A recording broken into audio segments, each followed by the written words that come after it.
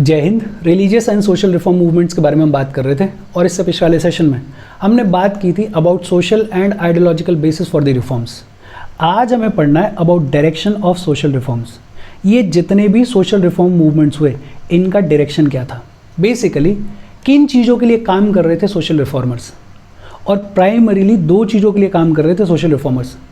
एक तो काम कर रहे थे for the betterment of women और दूसरा काम किया गया कास्ट प्रॉब्लम्स को इरेडिकेट करने के लिए, कास्ट प्रॉब्लम्स जैसे अनटचेबिलिटी वगैरह को इरेडिकेट करने के लिए। आज के सेशन में हम बात करेंगे about the fight for the betterment of women.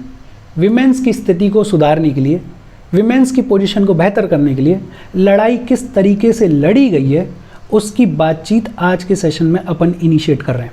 अच्छा, वीडियो पे लाइक के बटन को दबा दो, शेयर कर दो अपने सोशल मीडिया हैंडल्स पे और चैनल को सब्सक्राइब कर लो। देखो शुरू करते हैं। हम बात करेंगे about direction of social reforms. और हमने पिछले वाले सेशन में भी पढ़ा था कि ये जितने भी सोशल रिफॉर्मर्स थे ये प्राइमरीली तीन आइडियोलॉजीज से इंस्पायर्ड थे। एक तो ये लोग बात कर रहे थे रैशनलिज्म के बारे में, रीजन के बारे में, लॉजिक के बारे में। दूसरा ये लोग बात कर रहे थे अबाउट रिलीजियस यूनिवर्सलिज्म, जिसके बारे में हमने पिछले वाले सेशन में पढ़ा था। और तीसरा ये जितने भी सोशल रिफॉर्मर्स हैं ये इंस्पायर्ड थे by the concept of humanism. और कॉन्सेप्ट ऑफ ह्यूमनिज्म के तहत बात की जा रही थी about social equality. Concept of humanism के तहत बात की जा रही थी about equal worth of all, कि सभी लोग बराबर हैं, कोई छोटा या बड़ा नहीं है, किसी के साथ में डिस्क्रिमिनेशन नहीं किया जा सकता, किसी के साथ में भेदभाव नहीं किया जा सकता। और ये जो कॉन्सेप्ट ऑफ ह्यूमनिज्म है इसने बड़ा इंपॉर्टेंट रोल प्ले किया इन सोशल रिफॉर्म्स। लेकिन इनिशियल ईयर्स में सोशल रिफॉर्म्स और रिलीजियस रिफॉर्म्स एक दूसरे के साथ साथ चल रहे थे। और साथ साथ चलने के पीछे बड़ा रीज़न था, बिकॉज जितने भी सोशल इल्स थे, जितने भी सोशल प्रॉब्लम्स थे, जैसे विमेंस का प्रॉब्लम था, जैसे कास्ट के प्रॉब्लम्स थे, ये जितने भी सोशल प्रॉब्लम्स थे इनको कहीं ना कहीं लेजिटिमेसी, इनको कहीं ना कहीं बैकिंग रिलीजन से मिलती थी। और ऐसी सोसाइटी जहाँ एजुकेशन ना के बराबर हो, ऐसी सोसाइटी जहाँ आंख बंद करके लोग रिलीजन के पीछे चलते हों, उस सोसाइटी में अगर कोई सोशल रिफॉर्मर आता और ये कहता कि रिलीजन को रखो साइड में और हमें रिफॉर्म्स करने हैं, तो उसकी बात को कोई सुनता ही नहीं। तो इनिशियल ईयर्स में जितने भी सोशल रिफॉर्मर्स थे उन्होंने अपने आइडिया को प्रोपेगेट करने के लिए, अपने आइडिया को आगे बढ़ाने के लिए रिलीजन की हेल्प ली ताकि उनकी बात सुनी जाए। तो इनिशियल ईयर्स में सोशल रिफॉर्म्स और रिलीजियस रिफॉर्म्स एक दूसरे के साथ साथ चल रहे थे। लेकिन जैसे जैसे टाइम निकला और जैसे जैसे सोसाइटी में सोशल रिफॉर्म्स को लेके अवेयरनेस स्प्रेड हुई, तो इन सोशल रिफॉर्म्स ने और सोशल रिफॉर्मर्स ने खुद को रिलीजन से डिसएसोसिएट करने की शुरुआत कर दी, रिलीजन से अलग करने की शुरुआत कर दी और एक सेक्युलर अप्रोच को अडॉप्ट करने की शुरुआत करी। इनफैक्ट इनिशियल ईयर्स में सोशल रिफॉर्म्स का जो बेस था वो बड़ा नैरो था, मतलब बड़े ही कम लोग थे जो कि सोशल रिफॉर्म्स के आइडिया के साथ में जुड़ रहे थे। और जो लोग जुड़ रहे थे वो आते थे अपर क्लास से, वो आते थे मिडिल क्लास से। अपर क्लास और मिडिल क्लास के ऐसे लोग जो पढ़ लिख गए थे वो बात कर रहे थे सोशल रिफॉर्म्स की, बाकी और कोई बात नहीं कर रहा था। लेकिन जैसे जैसे टाइम निकला ये जो आइडिया ऑफ सोशल रिफॉर्म्स है it penetrated to the lower strata of the society. जैसे जैसे टाइम निकला सो कॉल्ड लोअर कास्ट के लोगों को जब पता चला कि हमारे लिए लड़ाई लड़ी जा रही है तो वो लोग इस आइडिया ऑफ सोशल रिफॉर्म के साथ में जुड़ने लगे। जैसे जैसे विमेंस को पता चला कि हमारे लिए सोशल रिफॉर्म्स किए जा रहे हैं तो वो लोग भी इस आइडिया ऑफ सोशल रिफॉर्म्स के साथ में जुड़ने लगे और इसका बेस ब्रॉडन अप होने लगा। दो चीज़ें, एक तो ये कि इनिशियली रिलीजियस रिफॉर्म्स और सोशल रिफॉर्म्स एक दूसरे के साथ साथ चल रहे थे, लेकिन बाद में ये जितने भी सोशल रिफॉर्म्स हैं इन्होंने खुद को रिलीजन से अलग करना शुरू कर दिया और एक सेक्युलर अप्रोच को अडॉप्ट करना शुरू कर दिया। और दूसरा ये कि इनिशियल ईयर्स में सोशल रिफॉर्म्स का जो बेस था वो बड़ा नैरो था। किसी भी नई चीज़ का इनिशियल ईयर्स में शुरुआत में बेस नैरो ही होता है, लेकिन धीरे धीरे जैसे जैसे टाइम निकला सोशल रिफॉर्म्स का बेस ब्रॉडन अप होने लगा। इनिशियल ईयर्स में बड़े सारे ऑर्गेनाइजेशंस ने और बड़े सारे लोगों ने बड़ा इंपॉर्टेंट रोल प्ले किया in these social reforms. Organisations जैसे सोशल कॉन्फ्रेंस, ऑर्गेनाइजेशंस जैसे क्रिश्चियन मिशनरीज़ के ऑर्गेनाइजेशंस। हालांकि क्रिश्चियन मिशनरीज़ का मेन गोल था, मेन एम था क्रिश्चियनिटी का स्प्रेड, लेकिन जाने अनजाने में इन क्रिश्चियन मिशनरीज ने बड़ा इंपॉर्टेंट रोल प्ले किया इन दी सोशल रिफॉर्म्स। एक ऑर्गेनाइजेशन बड़ी इंपॉर्टेंट बनी इनिशियल ईयर्स में, नाम था servants of India society. Servants of India society founder कौन थे? जी.के. गोखले। कहाँ फाउंड किया गया? पुणे में फाउंड किया गया। कब फाउंडेशन रखी गई? 12 जून 1905 को फाउंडेशन रखी गई। कौन सी सोसाइटी है? Servants of India society. किसने फाउंडेशन रखी? जी.के. गोखले ने।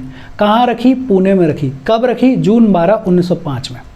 बड़े सारे लोग भी थे जिन्होंने बड़ा इंपॉर्टेंट रोल प्ले किया सोशल रिफॉर्म्स में, जैसे ज्योतिबा फूले, इनका नाम आपने सुना होगा, Gopal Hari Deshmukh, B M. Malabari, K T. Telang, D K. Karve, Shri Narayana Guru, E V. Ramaswamy Naikar और बी.आर. अम्बेडकर। ये वो प्रोमिनेंट पर्सनैलिटीज़ हैं जिन्होंने बड़ा इंपॉर्टेंट रोल प्ले किया है सोशल रिफॉर्म्स में। इन लोगों ने इंडिविजुअली क्या क्या काम किए हैं सोशल रिफॉर्म्स को लेके, उन सब के बारे में अपन आगे चलते हुए बातचीत करेंगे। फिलहाल के लिए नाम याद रखो। और ये जितने भी सोशल रिफॉर्मर्स थे, इन्होंने ज़्यादा से ज़्यादा लोगों तक पहुँचने के लिए लोकल लैंग्वेज को यूज़ करने की शुरुआत करी, वर्नैकुलर लैंग्वेज को यूज़ करने की शुरुआत करी। और इसके अलावा मीडिया का यूज़ किया गया, जैसे नोवेल्स का, ड्रामास का, पोइट्री का यूज़ किया गया सोशल रिफॉर्म्स के बेस को एक्सपेंड करने के लिए। 1930s के बाद सिनेमा का भी यूज़ किया गया सोशल रिफॉर्म्स के आइडिया को प्रोपेगेट करने के लिए, बढ़ाने के लिए। और ये जितने भी सोशल रिफॉर्म मूवमेंट्स थे, इनका 2 पॉइंट एजेंडा था। एक तो ये काम कर रहे थे for the betterment of status of women, और दूसरा ये काम कर रहे थे for the removal of disabilities such as untouchability. ये कास्ट के जो भी प्रॉब्लम्स हैं, इनके बारे में बातचीत अपन आगे चलते हुए सेशंस में करेंगे। आज हम इनिशिएट कर रहे हैं betterment of status of women की बातचीत को। और विमेन्स की जो पोजीशन थी वो कैसी थी, उसका एक फेयर आइडिया अपने को है। जैसे विमेन्स को बड़ा लो स्टेटस दिया जाता था समाज में। They were considered inferior to man, man से नीचे लेवल पे कंसिडर किया जाता था उनको। उनकी अपनी कोई आइडेंटिटी नहीं होती थी, वो जानी जाती थी या तो अपने पिता के नाम से, या अपने भाई के नाम से, या अपने पति के नाम से। इकोनॉमिकली और सोशली वो मैन के ऊपर डिपेंडेंट हुआ करती थी। एजुकेशन ऑलमोस्ट डिनाई ही की जाती थी उनको।